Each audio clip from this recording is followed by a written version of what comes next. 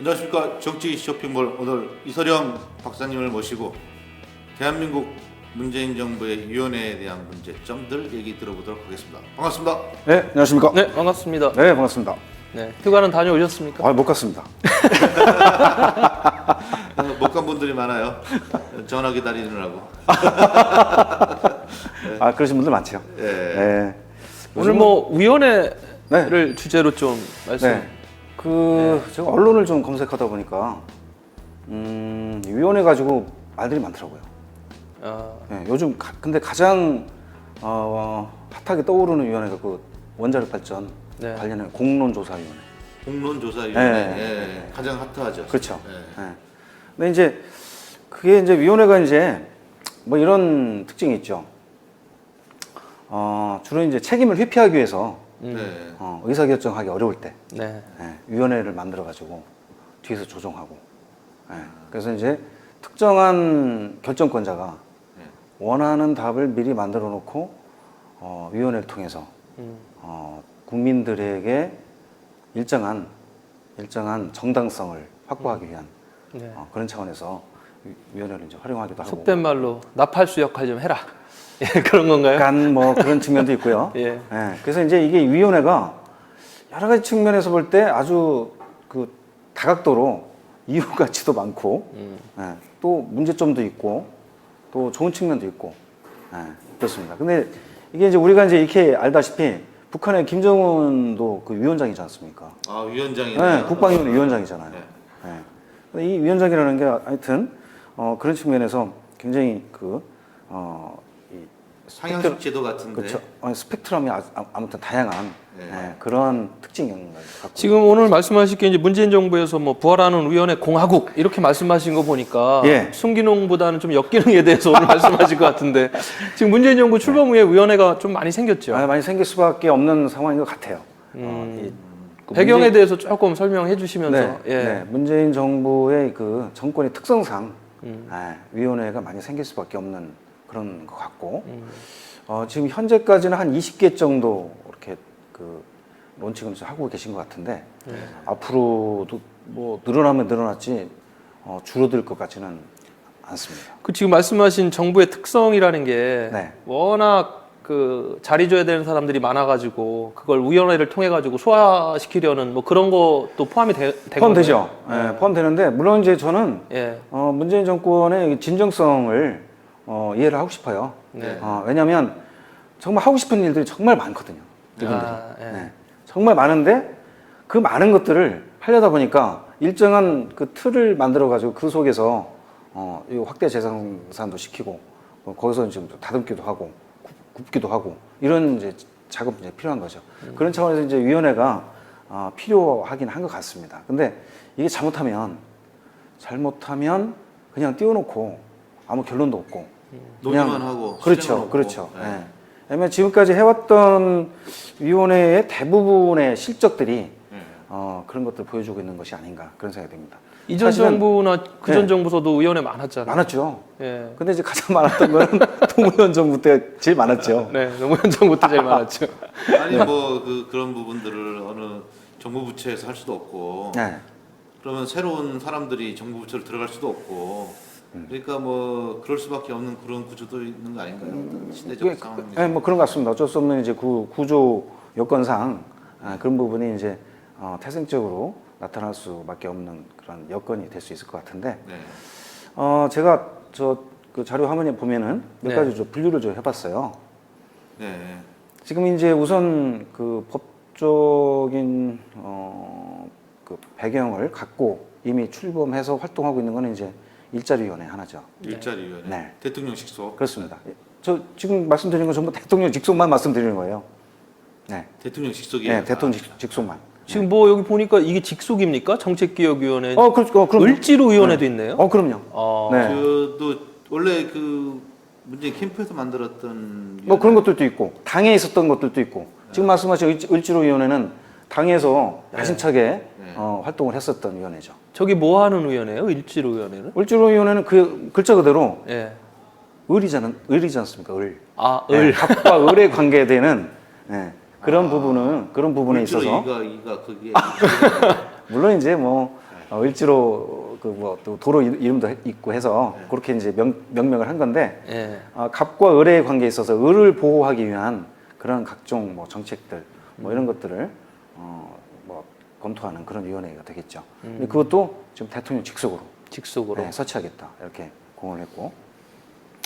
그래서 지금 이제 아까 말씀드린 대로 일자리위원회가 이제 지금 가동 중에 있고 지금 이제 관련 그 대통령령을 통해서 만들어지고 있는 위원회들이 제가 지금 정리해드린 것처럼 한 13개 정도. 13개 정도. 이렇게 되고 있습니다. 우선 이제 가장 빠른 게 내일 국무회의에 이제 안건이 올라가는 위원회가 있습니다. 4차 산업혁명위원회입니다. 대전에서 많이 기대하고 있는 것들인데. 그러시죠. 네. 원래는 지난주에 올라갔어야 되는데 일주일이 좀 딜레이 됐어요. 죄송합니다. 늦춰졌습니다. 휴가 다녀오셔가지고 늦었나요? 그래서 제가 이게 왜 늦춰졌지? 그래서 그것도 확인을 해봤어요. 지난주에 제가 청와대를 좀 들어가서 좀 확인을 하고 좀 나왔습니다. 그래서 좀 이따 그것도 말씀드리겠습니다. 그리고 이제 박근혜 정권에서 그 운영을 했었던 위원회, 그 중에서 이제 명칭이라든지 이런 것들이 문재인 정부가 본인들의 칼라에 맞게 바꿔서 운영을 하겠다 하는 위원회들이 한 6개 정도. 그 중에 뭐 저출산 고령화 대책위원회라든가 지역 발전. 뭐 그거는 이제 명칭은 그대로 갈 것 같아요. 그거는. 근데 문제는 뭐냐면 박근혜 정부 때 저출산 고령화 위원회가 거의 회의를 안 했더라고요. 그래요? 네. 예산이 많이 남았겠네요. 그래서 회의비도 낮고. 네. 근데 정말 그 뜨거운 그 이슈들이 저출산 고령화 위원회 그 잠복해 있을 거 아니겠습니까? 그렇죠. 근데 활동들 거의 안 한 거예요. 출산이 생산성을 높이는 가장 큰 결정적인 요인이라는. 물론이죠. 네. 그래서 이게 왜 회의를 그렇게 못하게 됐는지 그것도 한번 좀 파고 들어갈 필요가 있을 것 같습니다. 특히 오늘은 말씀을 못 하시죠. 오늘은 좀 이제 거기까지 조사 못 해봤고 특히 2015년 6월부터 2016년 6월까지 2년 동안 단 한 차례 회의도 없었던 위원회가 몇 개냐면 126개. 126개. 몇 개 중에 126개가 540개 정도 되는 540개 위원회 중에 지난 정부에서. 근데 요거는 이제 대통령 직속뿐만 아니고 각 부처에 이제 들어있는 위원회까지 다 합친 거죠. 놀랄만한 숫자죠. 그러기는. 그 중에 이제 1년에 한 2번 정도 하는 회의. 그게 한 250개 정도. 2번. 2번 정도. 두 번 해가지고 뭐. 실제로 보면은 큰 의미 없이 그냥 부처들하고 이렇게 가서 간담회하는 정도 수준의 위원회도 있는 거 아니에요? 그러니까 그런 위원회들이 굉장히 많은 거죠. 그래서 이런 위원회들을 계속 이렇게 끌고 갈 것이냐 하는 문제도 이 정부에서도 다시 한번 검토를 해봐야 되잖아요. 섭섭해하잖아요. 그 위원회에서 해촉되면은 섭섭해하잖아요.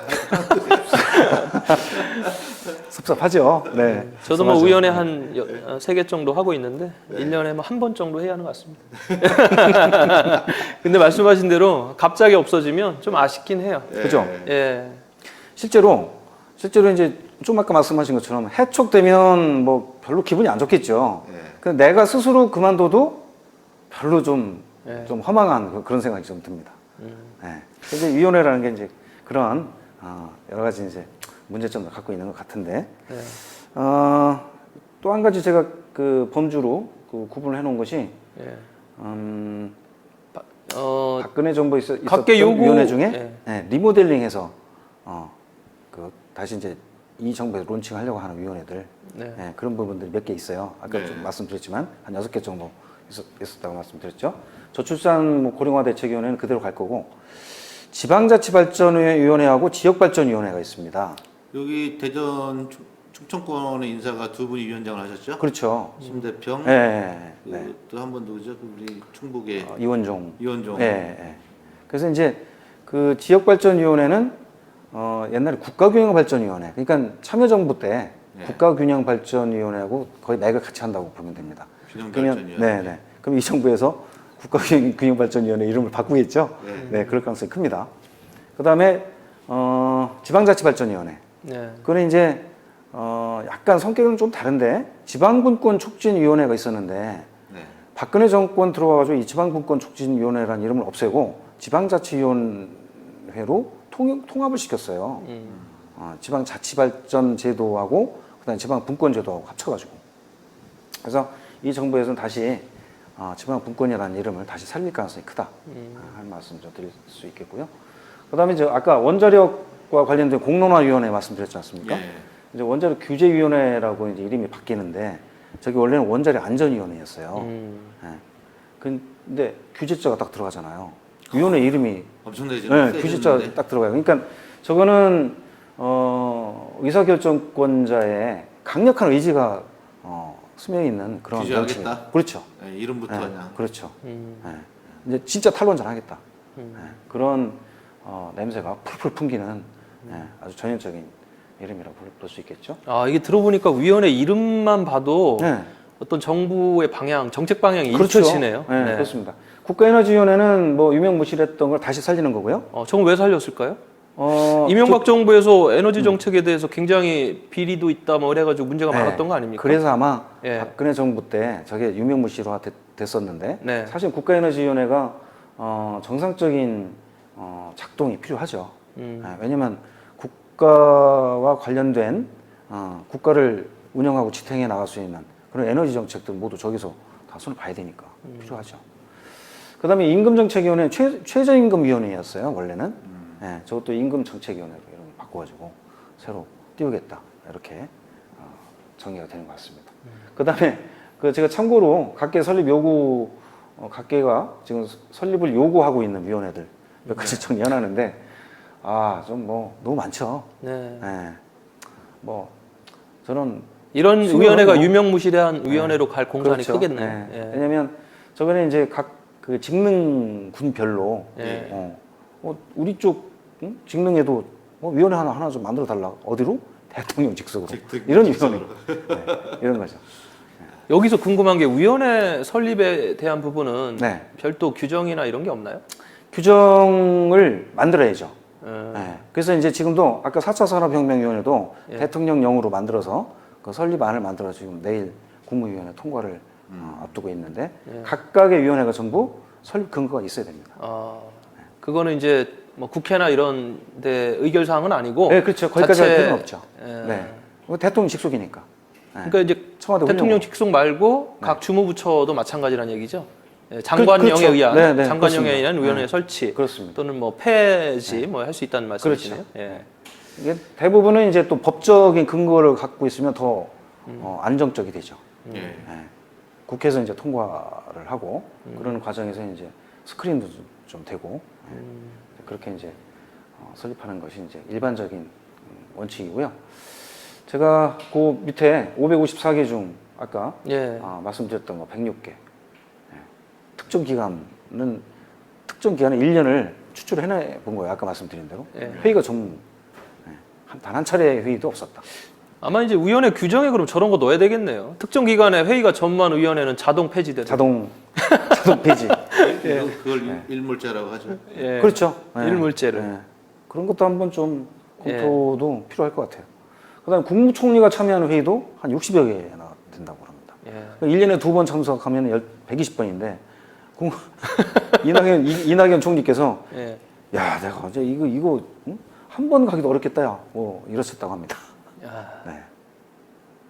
이게 지금 심각하죠. 자치단체도 비슷한 것 같아요, 사실. 네, 자치단체도 이제 마찬가지에 예, 정무부 시장이나 현상이, 시장이 참여하는 회의도 꽤 많고요. 네, 벌어질 것 같습니다. 네. 자, 이제 문제는 그럼 이제 저렇게 많은 위원회들을 어떻게 운영할 것인가? 네. 그럼 청와대에서 저걸 그냥 지켜보고만 있을 것인가? 하는 의문을 갖고 있었는데 역시 문재인 정부가 빠르긴 빠르더라고요. 지금 정책기획 비서관을 하고 있는 정태호 비서관이 있어요. 네. 정태호 비서관이 이제 관악갑의 지역위원장을 하다가 네. 발탁이 돼서 이제 비서관으로 간 상태인데 갔더니 4차 산업혁명위원회에 대해서 일단 제가 밖에서 별로 안 좋은 얘기를 듣고 확인하러 이제 들어간 거예요. 몇 가지가 있었냐면 위원회가 축소된다. 아, 축소된다? 네, 축소된다. 예. 첫째. 왜냐면 대통령 선거 당시의 공약하고는 얘기가 다르지 않습니까? 대통령 선거 당시에는 대통령과 민간인 위원장 또는 총리급, 예, 총리급. 이렇게 해서 공동 포스트를 해가지고 위원회를 끌면서 정부 부처와 관련된 4차 산업혁명 관련 모든 주제를 다룬다. 이런 식으로 이제 공약을 한 걸로 그 기억을 하는데 관련 부처도 많이 축소하고 내용도 줄이고 그다음에 인력도 이제 당연히 줄 수밖에 없겠죠. 네. 그다음에 더 재밌는 거는 젊은 층으로 위원 구성을 확대한다. 젊은 층으로. 네. 뭐 이런 이야기들 이제 그 밖에서 이제 돌았어요. 그래서 예. 그렇다고 해서 뭐 젊은 층으로 확대하는 것이 뭐 나쁜 것은 아닌데 그렇다고 해서 이제 이게 나이 좀 드시고 네. 뭐 경륜이 있는 분들이 참여할 수 있는 기회가 이제 줄어들 수밖에 없잖아요. 예, 근데 거기까지는 들으신 얘기고. 그렇죠. 그럼 일단 확인을 하셨잖아요. 네, 들어가 봤죠. 예, 확인한 결과. 네, 들어가 봤는데 네. 정태호 비서관이 이제 2장짜리 기획안을 보여주더라고요. 물론 이제 이게 대회비로 적혀 있는 건데, 네. 딱 2장. 근데 거기에 이제 제가 이제 눈으로 이렇게 살펴본 바로는 대부분이 이제 맞는 얘기였더라고요. 우선은 원칙을 정해놨더라고요. 그게 무슨 원칙이냐면 대통령이 위원장으로 되어 있는 위원회는 부위원장을 둔다. 부위원장을 둔다. 네, 부위원장을 둔다. 지금 이제 일자리 위원회가 그렇게 돼 있는데 이용섭 그 부위원장이 부위원장으로 돼 있지 않습니까? 예. 그렇죠? 예. 일자리 위원회는 위원장이 대통령이니까 부위원장이 이용섭 전 의원이 부위원장을 하고 있는 상태죠. 그래서 이제 나머지 위원회들은 지금 대통령이 위원장을 하겠다는 위원회는 지금 없어요. 그럼 나머지는 위원장을 민간 출신 위원장을 하든 아니면 정부 출신 위원장을 하든 위원장으로 하고 대신 부위원장은 없는 거죠. 그러니까 일단은 규모가 이제 축소된 거죠. 그다음에 이제 사무처는 명칭을 사용할 수 없대요. 그 지원단. 네. 지원단. 좀 일단 작아졌네. 그렇죠. 그것도 굉장히 작아진 거죠. 모든 위원회 운영 가이드가 그렇다는 그렇죠. 거죠. 모든 위원회. 총리급, 부총리급 사용 문제도. 자, 그 문제도. 예. 자, 이제 이게 어떤 위원회는 총리급이라고 하고 어떤 위원회는 부총리급이라고 하고 이러다 보니까 이게 천차만별이잖아요. 예. 그리고 이제 각 위원회의 수준별로 이제 비교해 볼 때 소외되는 위원회도 생길 거고, 우리는 장관급이냐. 그래서 이거를 총리급, 부총리급, 장관급 이걸 쓰지 말기로 했다고 그러더라고요. 일단 그럼 줄어든 거네. 그렇죠. 줄어든 거죠, 그것도. 그러니까 제가 이제 그 지대하게 관심을 갖고 있었던 것은 4차 산업혁명위원회인데 4차 산업혁명위원회는 당초에 총리급 민간위원장 이렇게 이제 구성을 해서 이제 간다 이렇게 들었는데 그게 이제 다 형태가 이제 바뀔 수밖에 없는 거죠. 총리급도 아니고 모든 의전 예우가 총리에 준해서 한다 이런 의미를 갖는 거죠. 그런 의미인데, 의전 서열. 그런 의미인데 명시적으로 그 급이란 말을 쓰지 않기로 한다 이렇게 이제 정리를 했더라고요. 근데 우리나라는 혼돈스러울 텐데 무슨 급인지를 모르면은 내가 국장급인지 장관급인지 대통령급인지 이걸 모르면은 포지션을 못 잡던데 이게. 저 대외적으로는 안 써도요. 내부적으로는 다 쓸 것 같아요. 내부적으로야 뭐, 뭐 관리상 그렇게 이제 하고 가겠죠. 아니 그럼 아까 4차 산업혁명위원회와 관련해 가지고 아까 이제 외부에서 들었던 이야기를 실제 확인을 해보니 지금 뭐 조직도 줄어들고 또 뭐 청년들 참여폭도 확대하고 뭐 등등 기존에 이제 구상했던 내용하고 좀 많이 달라지는 거네요. 많이 달라지는 것 같습니다. 그럼 그게 어떨까요? 이 여파가 우선은 그 한 가지 제가 설명 안 드린 부분이 있는데 그 위원회에 참여하는 정부 부처 이것도 3개 부처 이내로 제한한다.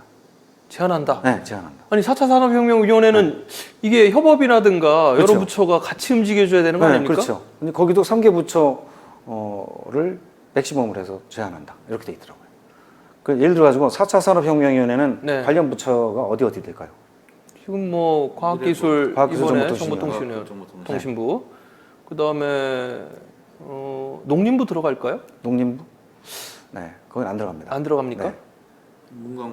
문광부도 안 들어갑니다. 원래 스마트 팩토리로 이제 4차 산업 뭐 이런 게 나왔는데 그렇죠. 중소기업 벤처부. 네. 또 하나는 어딜까요?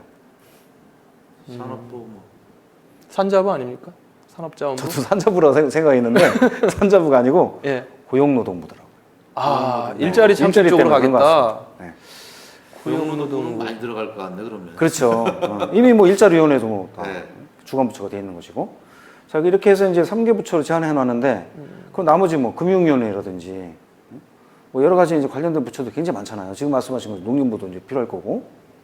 그러면 이런 부분들을 어떻게 그럼 해결할 거냐? 명시적으로는 이제 뭐. 그럼 임팩트 있는 사업이 없는 거 아닌가요? 지금. 그러니까 그런 부분에 대해서 이제. 동력이 되는 어떤 네. 견인하는 산업이 네.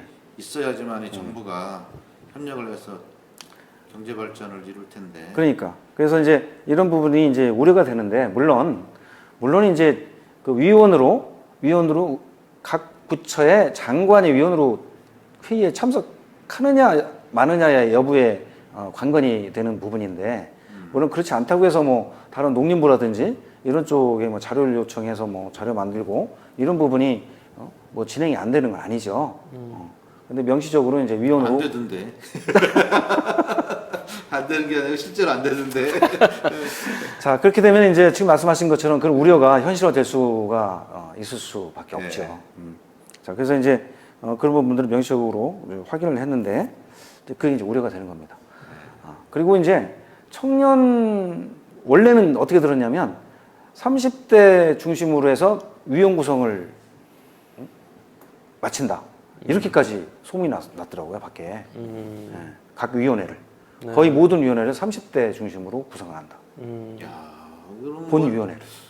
30대가 우리나라의 중추적인 세력들은 아닌데 그 일을 할 수 있는 역량이 여러 가지. 근데 30대도 포함한다가 아니라 그렇죠. 30대도가 네. 아니라. 근데 이제 예. 그 부분은 그 문서에 보니까 없더라고요. 그래요. 그건 그건 소문에 불과했군요. 그렇죠. 예. 요거는 이제 문재인 대통령께서 반발이 셌나 보네.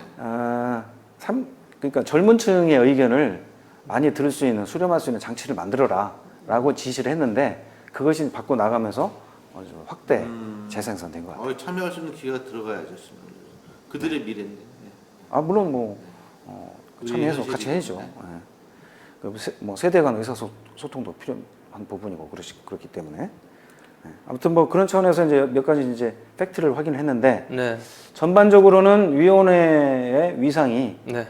많이 낮아질 수밖에 없는 상황인 것 같습니다. 예. 그럼 결과적으로 이전 정부에 비해서 네. 잘 하는 정책인가요?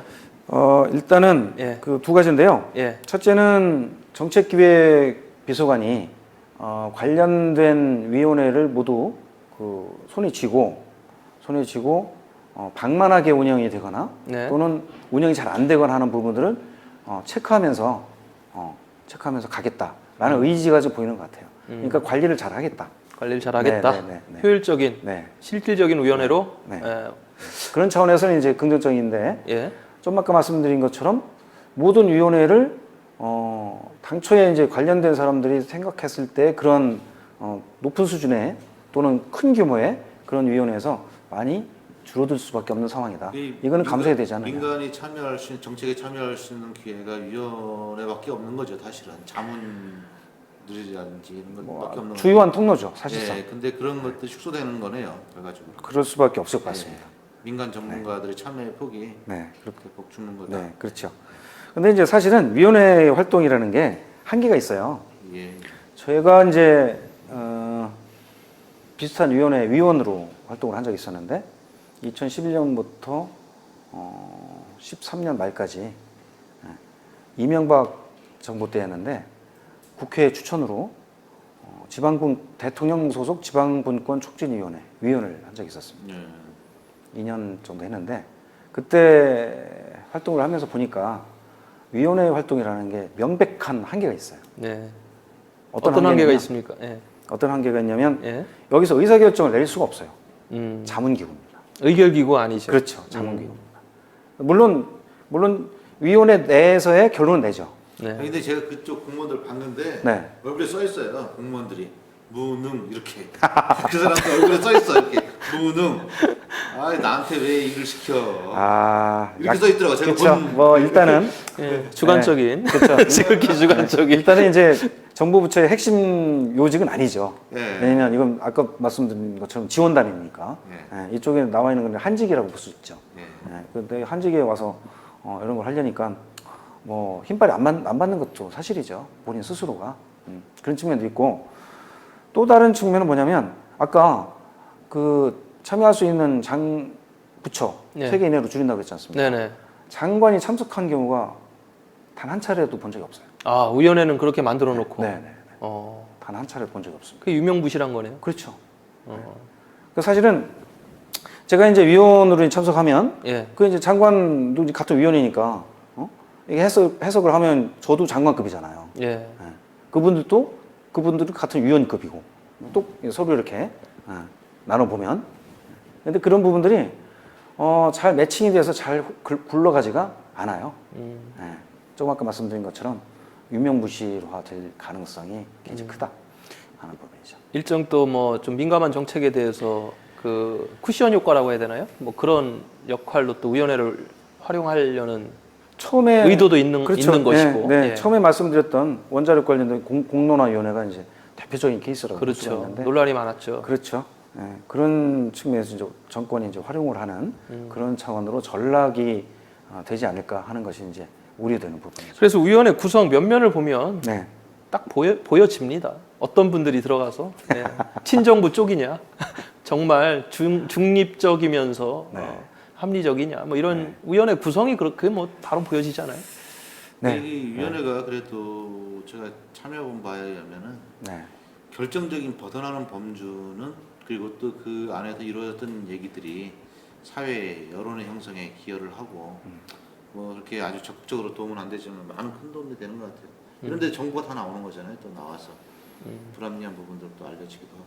그렇죠. 아니 분명히 그 순기능이 있습니다. 분명히.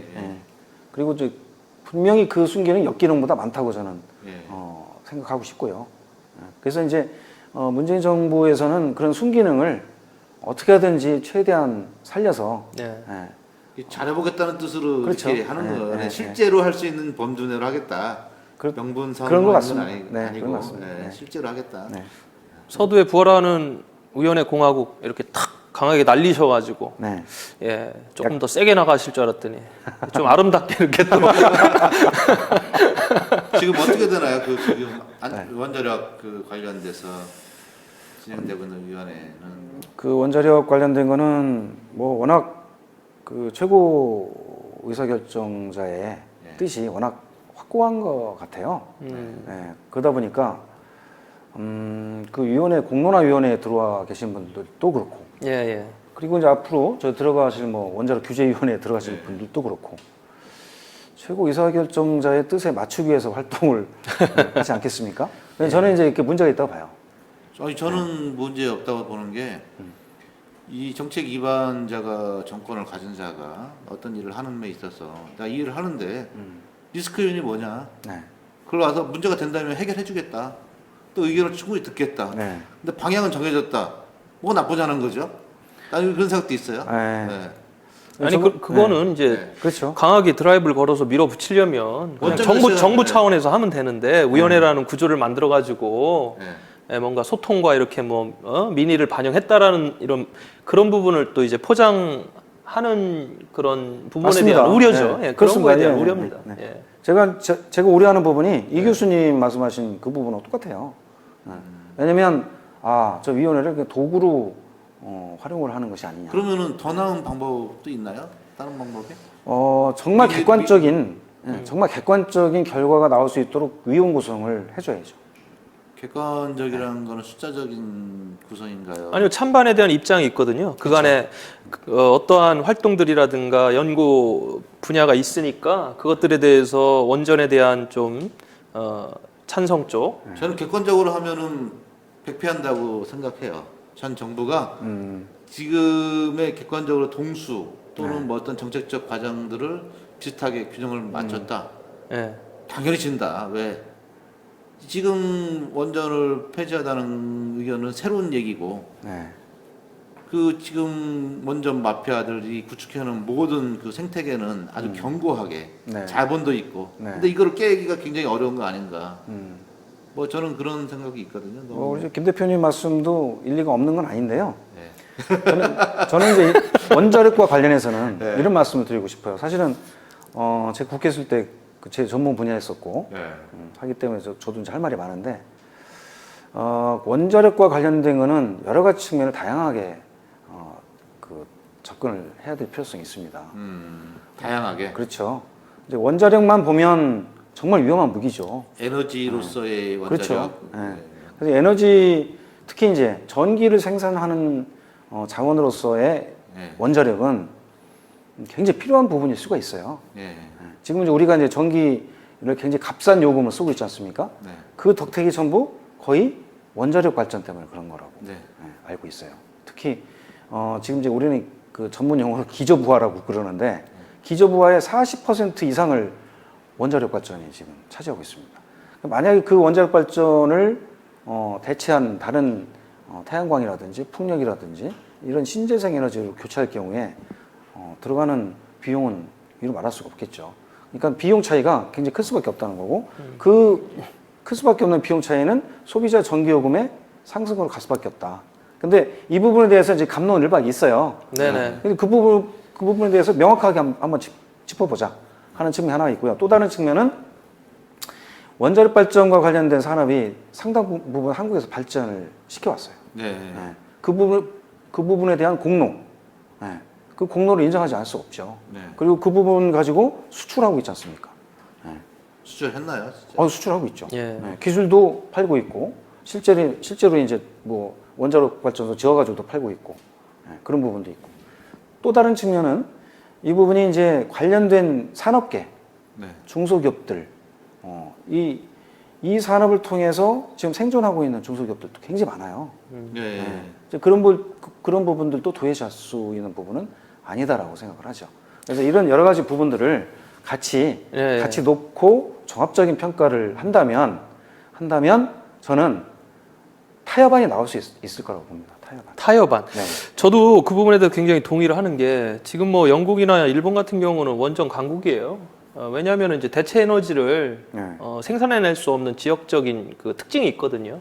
물론 독일이나 프랑스는 탈원전으로 갈 수 있었던 것은 그 국가가 갖고 있는 대체 에너지 자원을 확보할 수 있는 여러 가지 요인들이 있기 때문에 그러면 우리 한국만의 어떤 그런 부분들을 좀 고려를 해야 된다. 그래서 저도 이것을 뭐 위원회라는 구조를 통해 가지고 정부의 입장을 어떻게 그냥 관철시키는 것이 아니라 충분히 찬반이 있는 위원들로 구성을 해서 이것들이 뭐 합리적인 어떤 방안들을 좀 위원회에서 돌출해서 갈등 없이 분열 없이 이렇게 좀 뭐 합리적 대안이라고 해야 될까요? 그 부분에서는 저도 뭐 굉장히 동의를 하는 편입니다. 예. 특히 한 말씀 더 드리고 싶은 것은 지금 문재인 정부는 지금 자신 있지 않습니까? 자신 있잖아요. 예. 과도한 자신감이 또. 아니 그래서 이제 이게 조급증이 있을 수가 있어요. 왜냐면 정권이 조금 약하면 조급증이 있을 수 있습니다. 내 임기 중에 이거 해결해야 되겠다 하는 차원에서 막 뭐 밀어붙이기 이런 게 있을 수 있어요. 근데 국민을 믿으면 돼요. 그럼요. 자신 있으면 저는 모범 답안을 만들어낼 수 있을 거라고 생각을 합니다.